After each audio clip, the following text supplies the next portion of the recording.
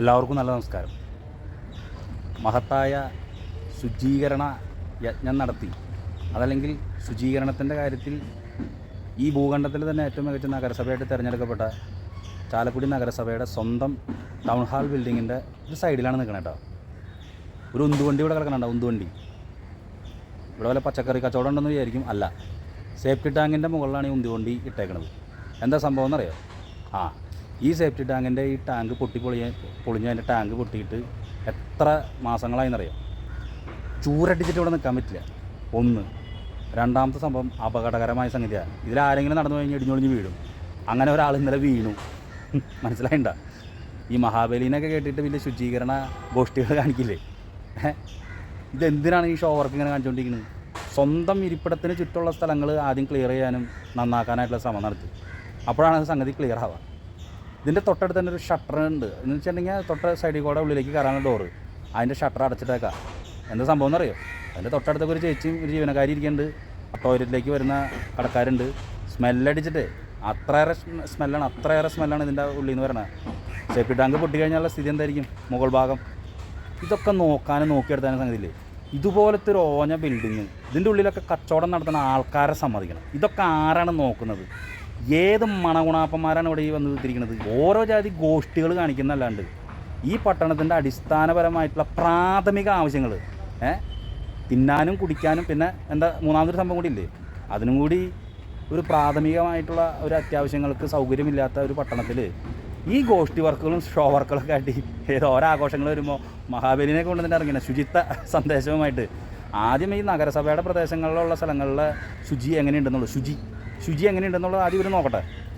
ഈ നഗരസഭയുടെ അധീനതയിലുള്ള സ്ഥലങ്ങളിലെ ശുചി എന്തോരുണ്ടെന്നുള്ളത് നോക്കിയിട്ട് വേണ്ട യാത്ര എടുത്തത്. ഇനി അടുത്ത ക്രിസ്മസിന് സാന്താക്ലോസിനെയും കൊണ്ടിട്ട് ഇങ്ങനെ ഒരു യാത്ര എടുത്താൽ, ശുചീകരണ യാത്ര.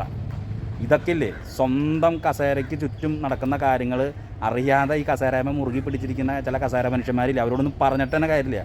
എന്തായാലും ഇവിടെ ചൂരടിച്ച് നിൽക്കാൻ പാടില്ല. ആധുനിക ഹൈടെക് ഏറ്റവും നല്ല നഗരസഭയ്ക്കുള്ള ശുചീകരണത്തിനുള്ള അവാർഡ് നേടിയിട്ടുള്ള ചാലക്കുടി നഗരസഭയിലെ ഏതെങ്കിലും ഭരണാധികാരികൾ ഉണ്ടെങ്കിൽ ശ്രദ്ധിക്കുക. ഈ ഭാഗത്ത് കൂടെ നടക്കാൻ പറ്റില്ല.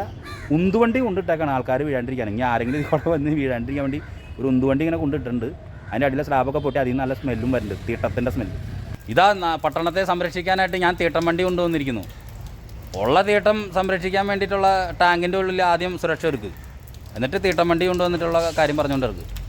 ഇതുപോലൊരു ശോചനീയാവസ്ഥയുള്ളൊരു ബിൽഡിങ് ഈ നഗരസഭയിലെ പല ബിൽഡിങ്ങുകളിൽ നോക്കിക്കഴിഞ്ഞാൽ ഇതാണ് സ്ഥിതി. ആളുകൾക്ക് ശരിക്കും പറഞ്ഞാൽ ഭ്രാന്ത് പിടിക്കുന്ന അവസ്ഥയാണ്. ഇതിലൊക്കെയാണ് നമ്മളൊരു ഇടപെടൽ നടത്തേണ്ടത്. അപ്പോൾ നമ്മളെ ഹൈടെക് മാനെന്നോ ഒക്കെ വിളിക്കും. അതല്ലെങ്കിൽ കസേര മനുഷ്യൻ, വെറും കസേര മനുഷ്യൻ. അതിൽ കൂടുതൽ വേറെ ഒന്നും പറയാനില്ല. ഇതേ കിടക്കണ ടൗൺ ഹാൾ ബിൽഡിങ്ങിൻ്റെ വിസർജനാലയത്തിലെ നിധി വന്ന് വീഴുന്ന ടാങ്കിൻ്റെ മോൾ ഭാഗം. ഇവിടെ കുറേ നല്ല സ്ഥാപനങ്ങൾ വർക്ക് ചെയ്യുന്നുണ്ട്.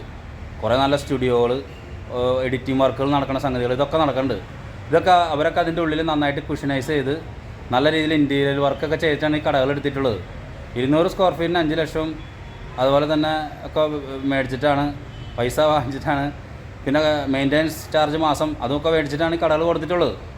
നിങ്ങൾ ആ കടയുടെ അകത്തേക്ക് കയറി ചെന്ന് നോക്കണം.